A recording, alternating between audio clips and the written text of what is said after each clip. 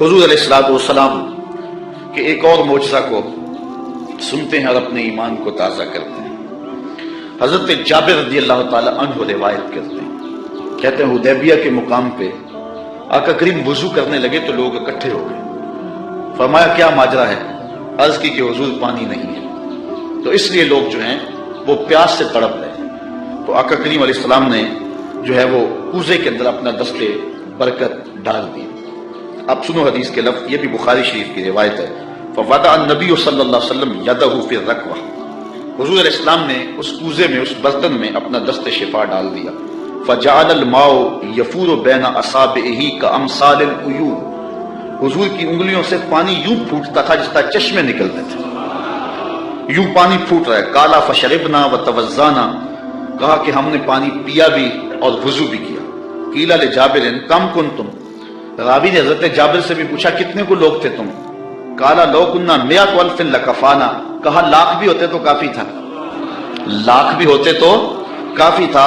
कुन्ना खमसा अशरता मिया, लेकिन हम थे जो हैं वो 1500, लेकिन अगर वो लाख भी होते तो वो पानी कम ना पड़ता। यहां आला हजरत का उसलूब फिर देखिए, आप फरमाते उंगलियां हैं फैज पर, टूटे हैं प्यासे झूम कर। उंगलियां हैं फैज पर, टूटे हैं प्यासे झूम कर। नदियां पंजाब रहमत की हैं जारी, वाह वाह, नदियां पंजाब रहमत की हैं जारी, वाह वाह।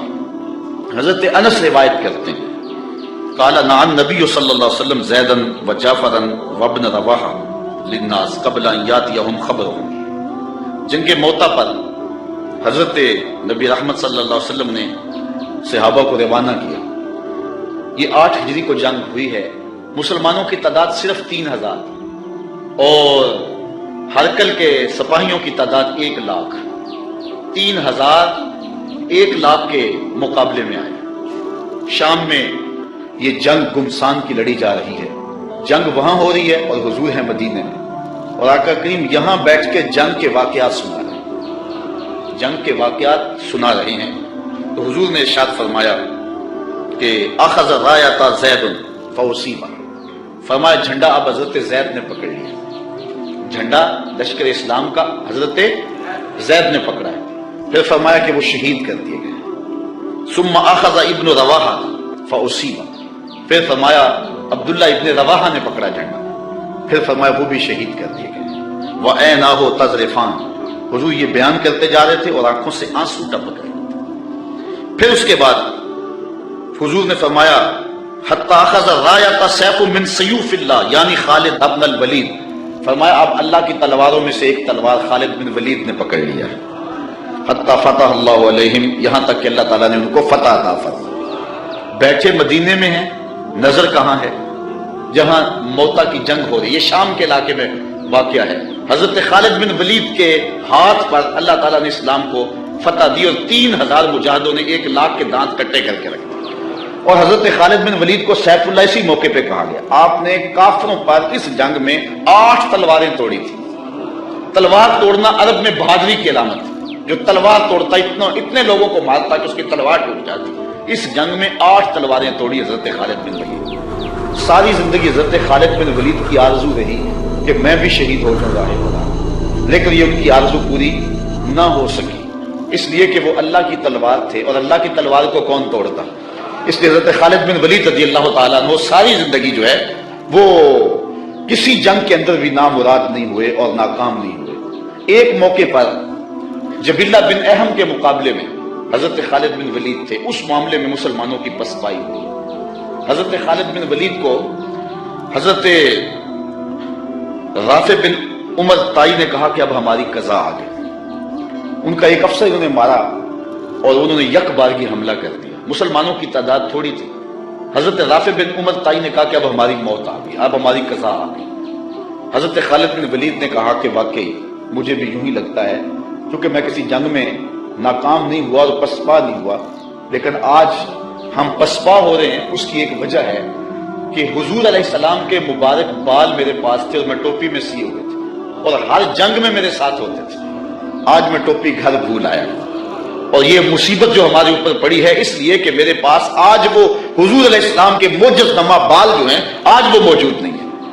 لیکن بندہ مٹ نہ جائے آقا پہ تو وہ بندہ کیا ہے، بے خبر ہو جو غلاموں سے ہو آقا کیا ہے، دور طیبہ سے جب بھی میں تڑپا کبھی ان کو حالات کی سب خبر ہو گئی۔ حضور حضرت ابو عبیدہ کو خواب میں ملے اور فرمایا خالد پہ مشکل بنی اور تم یہاں سو رہے ہو۔ وہ فوراً اٹھے اور اعلان کروا دیا، کہا جلدی تیار ہو جاؤ، حضرت خالد کی مدد کو پہنچنا ہے۔ راتوں رات لشکر تیار ہوا اور حضرت خالد بن ولید رضی اللہ تعالی عنہ کی مدد کے لیے لشکر چل پڑا۔ انہوں نے دیکھا کہ ایک نقاب پوش سوار ہے جو لشکر سے ہٹ کر کے چل رہا ہے۔ امیر لشکر نے کہا کہ ذرا اس شخص کو دیکھو، یہ کون ہے، کوئی جاسوس نہ ہو۔ جب مجاہد اس کے پاس گئے، اس نے کہا کہ پیچھے ہٹ جاؤ، میں کوئی غیر نہیں ہوں، میں حضرت خالد بن ولید کی بیوی ہوں۔ جب حضرت ابو عبیدہ نے اعلان کروایا نا کہ تیار ہو جاؤ کہ خالد پہ مشکل آ گئی ہے، تو میں نے سوچا کہ اللہ کے شیر پہ کبھی مشکل آئی تو تھی نہیں، یہ کیا ہو گیا؟ تو میں نے غور کیا تو ان کی ٹوپی گھر رہ گئی تھی، تو میں نے ٹوپی لی، میں ان کو ٹوپی دینے جا رہی ہوں۔ لشکر کے ساتھ ساتھ حضرت خالد بن ولید کی اہلیہ بھی چلتی رہی۔ حضرت خالد بن ولید ادھر محاذ پہ ڈٹے ہوئے، اچانک حضرت خالد بن ولید کیا دیکھتے ہیں کہ ایک جانب سے اللہ اکبر کی آواز آئی اور 5-6 مجاہد ہیں جو دشمن کے لشکر کو پیچھے دھکیل رہے ہیں، اور اس میں ایک نقاب پوش مجاہد تھے۔ حضرت خالد بن ولید نے گھوڑے کو ایڑ لگائی اور جا کے اس کے قریب کھڑے ہو گئے، کہا جواں مجاہد تو کون ہے کہ لشکر کے جو ہے پشتے کاٹ رہا ہے؟ اس نے تھوڑا سا نقاب سرکا کے کہا انا زوجتو کا ام تمیم، میں تمہاری بیوی ام تمیم ہوں، اور تم حضور کے بالوں والی ٹوپی بھول آئے تھے، میں وہ تمہیں دینے آئی ہوں۔ تو انہوں نے وہ ٹوپی ان کو پیش کی تو اللہ نے اسی دن حضرت خالد بن ولید کو فتح عطا فرمایا۔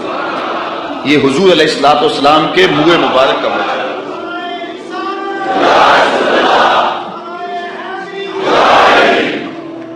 حضرت سلمان فارسی رضی اللہ تعالی عنہ نے 350 سال زندگی پائی، ایک روایت کے مطابق 250 سال اور دوسری روایت کے مطابق 350 سال زندگی پائی۔ کہتے ہیں کہ میں ایک پادری کی خدمت کرتا رہا، جب اس کا آخری وقت آیا اس نے مجھے کہا کہ تو نے میری بڑی نوکری کی ہے اور بڑی خدمت کی ہے، تو اب میں جا رہا ہوں، لیکن اب تو چلا جا غموریہ، اور وہاں کا ایک راہب ہے جو کتاب اللہ کو صحیح جان